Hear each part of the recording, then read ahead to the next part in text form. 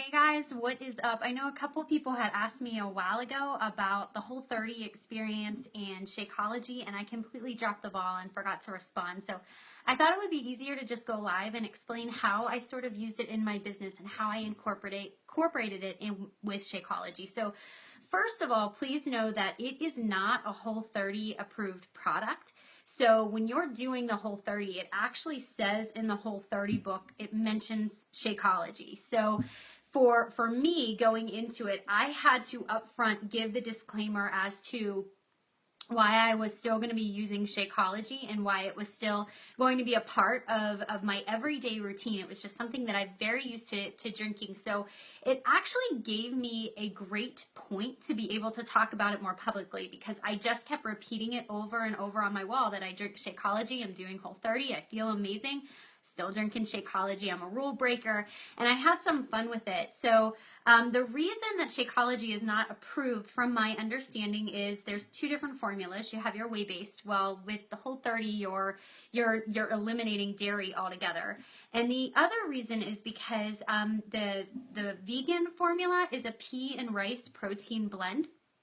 And so you are actually eliminating all legumes on the Whole30 program. So those are the reasons. So up front, I just told everybody that I was sticking with it. It was the one meal I was taking a day. They suggest taking a multivitamin. Shakeology has been my multivitamin for 4 years, and I'm not going to stop now. It's been treating my body well, so there was no point in me stopping it. So I admitted that I was kind of a rule breaker with it.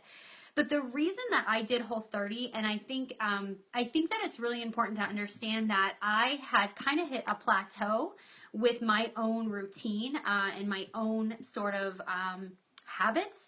And so Whole30 for me was really, it was about me, and it was about focusing on my results and focusing on doing something that I hadn't done before to challenge myself and that I knew I wanted to do. I had been introduced to it about a year and a half ago through, actually, Jeremy Redd had introduced it to myself and to Melanie at a retreat we were on.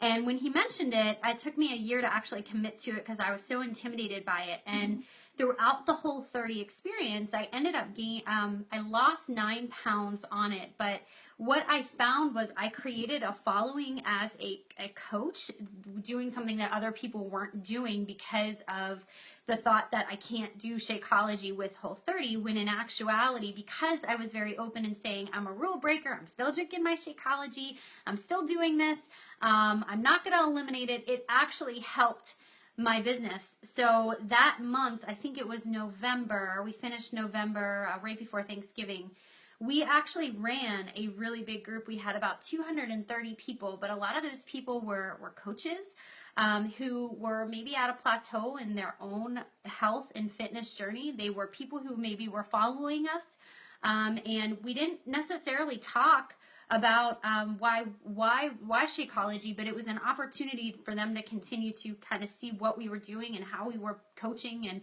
our style, and we ran it for free. So it was really great because at the end of November, when people were ready to think, okay, well, what's next? You know, what's going to happen in the next 30 days? It was beneficial because they were ready to commit to something. They were already seeing these amazing results. So in my opinion, you know, Whole30 for me was a win. It was one of the best things I've ever done for my body and for, you know, myself and my health. And I still drank Shakeology every day, and I talked very openly about doing Shakeology and incorporating it with it, whether that made me a rule breaker or not. I still felt very, very good about the results I was getting. So if you are thinking about running a Whole30 group, I do highly suggest it, and it's a great opportunity to build trust with people as well. So hi, Steph. So that's all I got for you. I hope that helps. I'm more than happy to answer questions, but two things that I used in my personal experience with it was this book. You're welcome. It's the Whole30. It's basically the Bible of Whole30. So it's everything you need to know. And everybody who was in the group had to use this book. But on a personal level, and the book that really changed my mindset when I was thinking about my own journey and my own weight loss was Lisa Turker's Made to Crave.